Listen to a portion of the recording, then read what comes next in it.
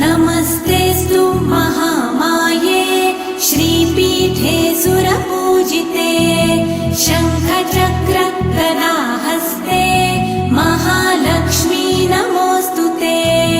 नमस्ते गरुडारूढे कोलासुरभयङ्करी